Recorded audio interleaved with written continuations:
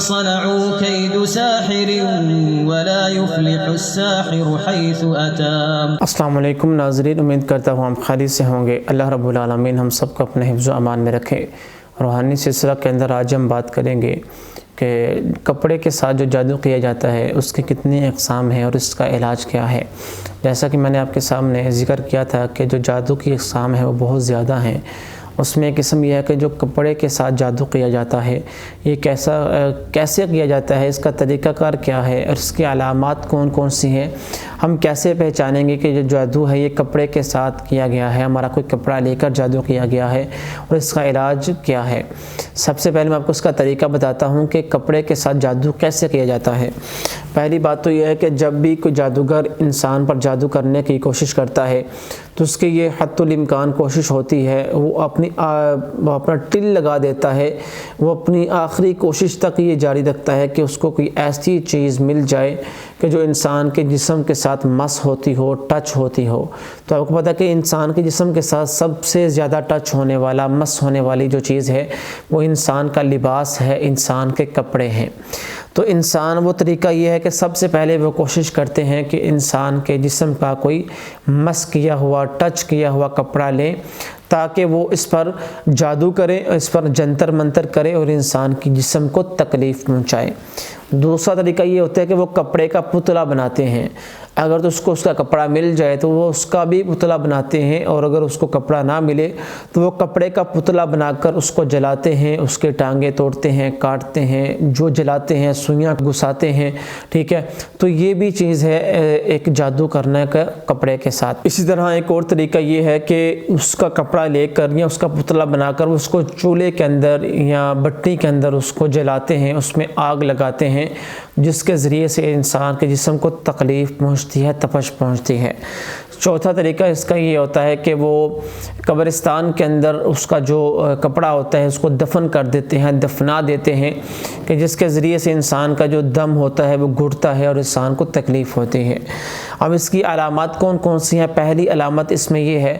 کہ انسان کے جسم میں جو ہوتا ہے وہ تپنا شروع ہو جاتا ہے، اس پر تپش آ جاتی ہے، ٹھیک ہے۔ کہ انسان کا جسم جو ہے وہ پہلے بہت نارمل رہتا تھا، انسان کو اتنی کوئی جلن محسوس نہیں ہوتی، لیکن جب بھی اس پر جادو کیا گیا اس کے بعد سے لے کر اس کو تپش محسوس ہونا، جلن محسوس ہونا، ایسے محسوس ہونا کہ اس کا جسم جو ہے وہ جل رہا ہے، تپ رہا ہے، تو یہ بھی ایک علامت ہے کپڑے کے ساتھ کیے گئے جادو کی۔ کیونکہ جب بھی وہ جادوگر ہوتا ہے وہ اس کے کپڑے کو جلاتا ہے، جو میں نے آپ کو طریقہ پہلے بتایا، یا پھر دفناتا ہے یا پھر اس کا پتلا بنا کر اس کو جلاتا ہے، تو انسان کو تپش محسوس ہوتی ہے، انسان کا جسم جلتا ہے۔ دوسری چیز کہ اگر کہ جادوگر نے یہ طریقہ اپنایا ہو کہ وہ اس کے کپڑے کو لے کر دفن کیا گیا ہے، تو اس کو خواب کے اندر بار بار، یہ علامت ہے اس کے کہ بار بار قبرستان کا نظر آنا، خواب کے اندر سوئے ہوئے یا ویسے انسان کی آنکھوں کے اندر قبرستان کا منظر نظر آنا، تو یہ اس کی علامت ہے اور یہ دلیل ہے کہ جادوگر نے اس کے کپڑے کو لے کر دفنایا ہے۔ تیسری چیز اس میں یہ ہے کہ اگر تو اس نے اس کپڑے کو جلایا ہے، ٹھیک ہے، تو پھر اس کا جو جسم، اس کو خواب کے اندر زیادہ تر آگ نظر آنا، شعلے نظر آنا اور اس کے جسم میں تپش پیدا ہونا، تو یہ بھی اس کی تیسری علامت ہے کہ کپڑے کے ساتھ اس پر جادو کیا گیا ہے۔ چوتھی اس کی علامت یہ ہے کہ انسان کو ہر وقت بے چینی رہنا۔ اگر تو اس کا پتلا بنا کر یا اس کو لٹکایا گیا، جب بھی جادوگر جو ہوتا ہے اس کے کپڑے کے ساتھ کچھ بھی کرے گا، اس کو تکلیف پہنچانے کی کوشش کرے گا، تو اس کو ویسا ہی ریئیکٹ ہوگا۔ تو اس کو تپش محسوس ہونا، گرمی لگنا، اس کو آگ نظر آنا، قبرستان نظر آنا، اور اس کی کیفیت جو ہوتی ہے وہ بالکل بے چین ہو جانا۔ تو اگر یہ علامات انسان کے اندر ہو تو اس کو یہ سمجھنا چاہیے کہ اس پر جو جادو کیا گیا ہے وہ کپڑے کے ذریعے جادو کیا گیا ہے۔ اسی لیے کہتے ہیں کہ جو انسان کے جو کپڑے ہوتے ہیں، انسان کے جو چیزیں ہوتی ہیں، جس انسان کو یہ شک ہو کہ اس کے ساتھ کوئی ایسا ہو سکتا ہے، اس کے ریلیٹیو میں سے، اس کے عزیز و اقارب میں سے، گھر میں سے کوئی ایسا انسان ہے کہ جو اس کا دشمن ہے، تو اس کو اپنی یہ چیزیں سنبھال کے رکھنی چاہیے اور دھیان رکھنا چاہیے کہ یہ چیزیں ان تک نہ پہنچے۔ اب آتے ہیں اس کے علاج کی طرف۔ علاج اس کا بہت ہی آسان ہے، کرنا یہ ہے کہ سب سے پہلے آپ نے اپنے سامنے پانی کا جگ رکھ لینا ہے، اس میں آپ نے 100 مرتبہ سورۃ الفاتحہ، 100 مرتبہ آیت الکرسی اور 100 مرتبہ سورۃ الفلق اور 100 مرتبہ سورۃ الناس کی تلاوت کرنی ہے۔